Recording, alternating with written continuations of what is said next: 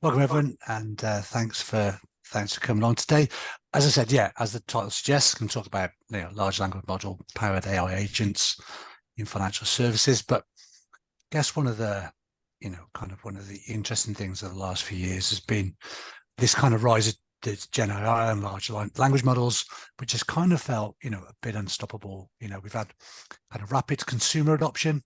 So it meant very often enterprises have had to catch up with that to kind of prevent their employees from kind of using computers in their pocket over their work laptop.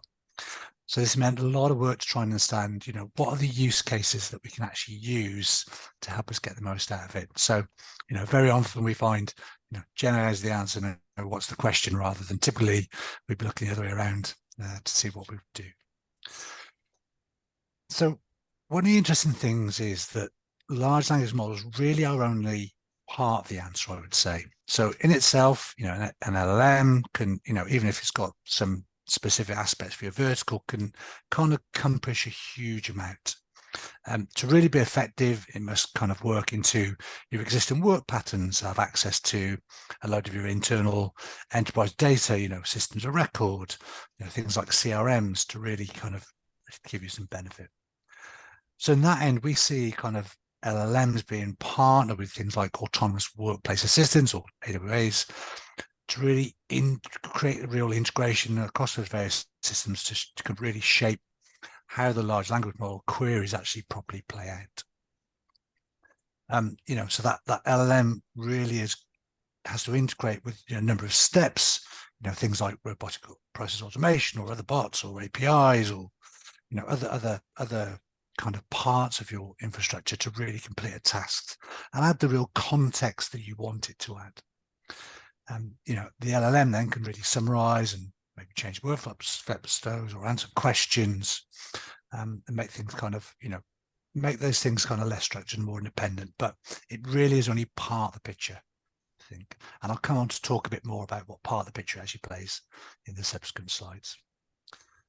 So this is from a survey we did last year of over 3,000 data analytics decision makers. And what's interesting is very much in this context, kind of we see operational tasks, which we kind of define as internal activities. So you're trying to sell or deliver something or tailor something, maybe support product service, sort of, or even sort of general admin stuff. The data shows that the big benefits that these people think we'll see from AI to the organizations is really improving those internal processes, kind of supplementing knowledge or classifying content or summarizing or recommending things to really help out in that organization. So as much as they are transforming a lot of businesses, actually this internal automation and efficiency improvements are the ones we expect to really see in the short term the real benefits from. So we're starting to see that these are perhaps some of the use cases that we'll be looking at. So what are the impacts very much for financial services firms in this? So again, what we see in financial services firms is that AI agents are really surging in popularity. So AI-powered assistants helping, as I said, with specifically in financial services firms with automating processes, kind of streamlining workflows and really freeing up that valuable human resource. It leads to cost savings and kind of a much more efficient workforce. And again, coupled with those large language models, those agents are transforming how that work gets done. Things like investigations or customer due diligence, and also front office benefits front office things can also benefit from this. They can really augment the human to support workloads or costs or, even improve the employee experience. So again, they're being used very similar things to kind of outside in the wider market, but they do focus on some very specific areas that I'll talk to in a little bit. Okay, so there's kind of three things that these agents can really, really act as digital co-workers in a sense. So the first is they can very much operate as a kind of micro automation across a variety of core systems. So, financial companies obviously rely extensively on automation in core systems. The AI agent operates as kind of a layer on top of those systems. Things like anti-money laundering platforms, where you have to flag suspicious financial transactions. The agent can be used as a digital worker that really integrates with that and other systems to help with those investigations. Kind of know your customer process can take up significant sources. So we found that we had a study that found that 89% of people surveyed found, institutions have, 1,000, 2,500 employees dedicated to know your customer tasks. With AI agents, you can assist with a lot of those lower risk cases, whether it's supporting advisors in wealth management, an AI agent can then pull things from various systems, prepare maybe a summary for client presentations. We saw a large financial service company that finds the digital work concept less threatening for workers. So it really helps out. It's slightly ironic with a lot of the scaremongering, I guess, about AI, but it finds that those AI agents working as digital companions are actually considered kind of more beneficial. Also find that a lot of these digital co-work attacks really benefit from that infusion of large language models. AI agents are getting smarter and more autonomous, and also as that large language model technology matures, they really advance rapidly. So most AI agents today depend on, kind of slightly level 1 or level 2 deterministic process patterns, and they use things like digital process automation or robotic process automation, perhaps a bit of text analytics for documentation automation. But they've come from the kind of RPA bots we saw a little while ago, kind of saving some keyboard activity. So they will get more and more sophisticated as time goes on and really start creating work patterns that really focus on delivering a kind of business goal. So those workflows become less structured and determined and kind of become much more real time in the way they run. And the last way that they're really working as these digital co-workers is kind of generating, coming out of those automatic fabric platforms that we see. So, AI agents used in financial services, will be increasing with this blending, I guess, of large language models and automation fabric platforms. And this creates kind of a broad category of technologies that combine all these AI building blocks, computer vision or text analytics or also machine learning is still there to really orchestrate and manage those business processes. So so we're really seeing them in this area to start taking off. Now, what I'll do now is I'll talk a bit more about some of the near-term, mid-term and long-term areas we really see use cases coming out of. And they really, I guess, break into 3 key areas. So one is things like investigations and customer due diligence. There's also an increasing amount of front office support within financial services. And then, as I talked about a bit earlier, a lot of that internal operations is kind of benefiting as well. And as we see, some of these will happen in the short term, but others kind of we're looking more to that medium and kind of long-term play for them really to bring big benefits. So within that first area, that investigations and customer due diligence, what I mentioned earlier, one of the big things that help now is to really tackle things like knowing your customer and this kind of this almost due diligence around that customer. So very often what used to happen in financial services is the know your customer piece was not entirely, but pretty much kind of one-time process for new customers. What we're finding with these AI agents and kind of the LLM stuff is that it becomes a much more continuous process or continuous endeavor. So, it not only becomes much more effective and better at tracking how those customers may change over time, but also reduces the amount of resource and people you need in order to deliver that. One company saw screened government lists of maybe sanctioned people or companies or vessels to try and eliminate some of those false positives so that humans could really focus on the very high risk cases. So again, we see it taking out the kind of lower level effort, I guess, for want of a better phrase, and really focusing employees down to that kind of high level stuff that's where human intelligence can really benefit. Next area we're seeing is kind of these, trusted alert adjudication assistants. So digital co-workers take over kind of basic screening responsibilities and kind of free humans for much more difficult reviews and things like that. So as an example, WorkFusion's digital worker Isaac monitors all transactions and creates alerts and prepares dossiers of public and private data in response to those. And kind of automating these kind of level 1 alerts for maybe sanctions or transactions, really kind of pays off, because the number of false positives from the anti-money laundering platform can really be eliminated. And again, it can focus resources on much more higher value tasks.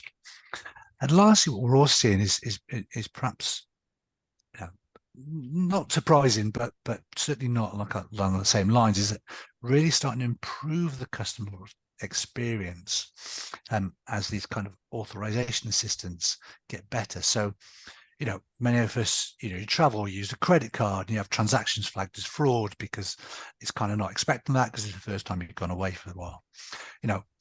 What AI agents can do is they can really help flag the kind of legitimate purchases you're making without waiting to hold or deal with maybe a phone call or a website to try and free that up. They can give those, you can give details of the flag transactions to that agent, and it can help explain what the transaction was, how the kind of receipts worked, and verify your identity. So it helps to separate those genuine purchases from suspicious activity, and really gives you a better experience when you're using that credit card abroad in this case. An example is American Express as a chat bot called Ask Amex that to help you handle any disputed charges. And I know JP Morgan have got one as well, but both of them, kind of use natural language processing and some real kind of ML capabilities with some LLMs stuff bundled in to really start handling even some more complex queries in a much more natural way that, again, helps your experience and helps you to kind of enjoy using that.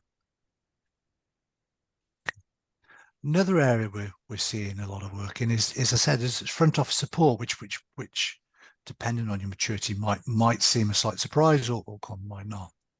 So you can use digital co-workers and software assistants to really kind of streamline activities, but you can do things like you can use kind of prospecting bots to kind of really give you some real benefits, but you kind of have to think about how you're using them. So they can save you time for advisors who are maybe developing a book of business. They can do things like creating prospect lists or handle initial qualifications. They can analyze large data sets of financial news and social media stuff to maybe target high net worth individuals with specific investment needs. So they can take away a lot of that legwork, I guess, from those advisors, so they can really focus on kind of much more important stuff. So they can target specific demographics or kind of financial need segments using these tools. They can craft, tools can craft personalized emails or schedule follow-up calls or track engagement metrics, so keeping that team, that sales team informed and allows them to focus on really qualifying leads and kind of actually closing deals. But on the flip side, you have to be careful with how you use them. What you don't want are things like, qualification bots creating so many emails or the language to be annoying, so that actually you damage the relationship with that prospect very early on. So they do introduce real benefits, but you have to think very carefully about how you use them. One of the other interesting things, well, I certainly think it's interesting, is we're kind of seeing them help customer service coordinators really give relationship managers time to actually build relationships. And I'll delve into what I mean by that. So by freeing up that advisor time, by taking out the legwork, what happens is they're no longer making those basic client inquiries or managing calendars or collecting information. So it takes out a lot of that transactional volume and kind of transactional work, so that the human face is really right and center when you're actually building that relationship. So if the bot covers a lot of the communication stuff, the basic communication stuff, then you can really focus on the kind of complex pieces that are really important in building that relationship with a potential client and really demonstrating the value that it can provide. It really helps you to take out, a lot of that early stuff so that you can get up to speed a lot quicker and then really build a relationship with that potential client. Another interesting one is kind of, things like post-call automation. So, generating call summaries with key points or follow-up actions creates a record for both the client and the advisor. So you have an instant idea of what's been kind of said and talked about. You may send out automated emails or cover some simple transactions with this. So it updates internal systems, keeps the customer information up to date. But all of this really benefits you in terms of things you'd have to do manually, but also keeps the quality up as well. A lot of us will have, for example, CRM systems that are maybe not entirely intuitive, or we've kind of we've done a lot of changes to them. So it's a slog putting in all this information afterwards. And these AI agents can do a lot of that automatically for you, which helps you, really, again, focus on kind of higher value work. But at the same time, you now to make sure that both you're not replicating maybe the challenges that you get as a human being using these systems. You don't then pass on the bot and it still has the problems. But also you've got to think about security and compliance as well. So you're not exposing the organization to any problems. And also kind of tailoring it to the workflows you've already got is important, and maybe adopting or changing or managing those. And more importantly, to make sure you're getting that real value. The last thing we see in kind of front office support is this kind of, these companions helping with a lot of the mundane tasks and critical meetings. So RPA has been doing some of this already. What these AI agents are able to do is really automate a lot of these repetitive tasks. They can do, write forms that you need and put those and pretty much pre-fill them or send them to client just for e-signature. So we're seeing a lot of what were traditionally RPA players kind of move into this area and kind of use that ability to automate processes to get to the key bit which you want to with the customer. So, with that signature piece, you want all that information filled out correctly and a high quality, so that all the client has to do is really check and sign off. You're not having multiple calls or multiple interactions just to kind of get to that very basic point. Now, the last area where we're seeing these AI agents really come into their own is this kind of internal operations. And I guess this is perhaps the least surprising area, but some of the areas we'll talk about perhaps are a bit less expected. So one of the first things that they can do is kind of be used as really as an investment research assistant. So market intelligence AI agents can gather and analyze market data or news or trends and really provide insights, to inform investment decisions, client reports like corporate actions and summaries and prospectuses and personal narrative and things for trading desks. And again, they can make sure that you take a lot of the initial effort out of this, but again, at this stage, you need to make sure you've kind of got a reliable backup and that you can verify the sources in order to support the work this is doing. Because what you don't want to do is to, particularly in financial services, in a very regulated area, is to create incorrect information quicker, in effect, because that's going to just cause you more problems faster. So make sure you've kind of got that backup, that reliability of sources to check on to make sure that everything's working okay.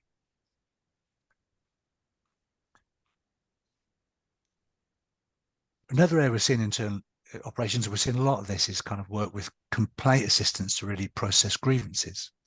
And again, departments that handle complaints, are customer services or complaints departments or client services, across kind of a number of different, organizations and firms, and from investment to kind of things like wealth management. So the AI agent can really transform how you handle these complaint processes. It can increase the efficiency or the accuracy, but also because it's faster, it can deliver a lot better customer satisfaction. It can do things like do initial complaint triage, gather details from chatbots and voice assistants and text messages and emails, all this wealth of information that you have, but it takes a long time for people to actually sift through. It kind of allows you to be much more efficient as well at routing the complaints to the appropriate area or making sure it's handled by the relevant team, and also can be used on the customer side to keep them updated on the progress of the complaint, or schedule appointments with them, or identify some trends and patterns to kind of prevent things happening again. So all of this can really help that process, not only on making it more accurate and efficient, but really keeping the customer informed, up to date, and really experiencing a much better interaction with you as an organization. And lastly, what we're seeing a bit in some insurance providers is kind of having almost like what we've called a document sidekick. So, what this does really is using things like text analytics to maybe rename, file, and categorize documents, prioritize tasks. It's what we've seen. What one firm talked to us about was with these agents, they were able to remove 25% of the responsibility from assistants, allowing them to then focus on meaningful tasks rather than that mundane work. So things like renaming documents, was no longer the time-wasting activity that not only took valuable resource to do, but also was not an enjoyable task to do. It's something that people didn't, really, best in the world don't really want to do. So it can handle a lot of that stuff as well and really help out. So a couple of key takeaways from today, I think. So a lot of financial institutions are kind of, I would say, characterized as moving a bit more slowly with large language models, because you've got regulation and data privacy and risk management concerns that perhaps aren't necessarily as important in kind of different verticals. This kind of really leads, I guess, to three things that you need to factor in to work out how fast you then move with these sorts of things. So the first is you need to optimize the degree of autonomy for trust and employee experience. So this rapid progression will be a push on your enterprises to give AI agents more responsibility, but you've got to work out, what is wise, what is the right thing to do. And at the best at the moment, they are tools to kind of really augment the human expertise, but they're certainly not there to replace it. They can complement the expertise and judgment of your financial workers. They can but you need to tailor that degree of autonomy to your employees, their experience, and how you address compliance and risk as an organization. That tone and degree of AI control, shouldn't be overwhelming your employees, for example, or raising their anxiety levels or reducing their self-esteem. So it very much is about making sure it supports the work they do, not about overtaking or necessarily completely replacing it. Things like internal skills, risk, and confidentiality will really drive how your LLM approach works. So the advancements we see in large language models is really increasing very rapidly, and their utility and adoption is increasing across financial services. But when you choose one, when you choose an approach and you choose an AI agent, you have to think about what specifically are the use cases I want it to do. What's the size of my firm? What are the skill levels I've got? What volume am I trying to do? Who are the clients I'm trying to target? What's my technology budget? What's the functionality? So all those things you'd probably address in any other technology advancement, you need to do here as well. So, you need to also think about things like cybersecurity and data privacy and governance, and involving regulations as well around kind of LLM use. So all those factors will play into how you approach it. And there's not a hard and fast way of doing it. It really has to loop back to how you address these things typically as a business. And one thing to think of is that, recognizing vendor selection is going to be problematic. There's a variety of vendors out there, and they'll all start building AI agents that include tools such as, DPAs, RPAs, low-code platforms. So, you'll start seeing things like process orchestration platforms in the next couple of years with AI agents part of it, or more developed kind of afterwards. So these solutions are going to be changing very quickly. They are going to interact and engage with a lot of your kind of other systems, but recognize that it can potentially be a bit of a challenge, and that, just like when you're selecting any other vendor, you need to think carefully about how you're going to use it, about how your future volume is going to be, so that you can get the best out of it. So I hope that's kind of giving you some idea of some of the use cases that we're seeing being used, some of the things to think about if we start using these agents, and also kind of hopefully start to think about kind of how it might work for some of you. With that, Mark, I'll hand it back to you.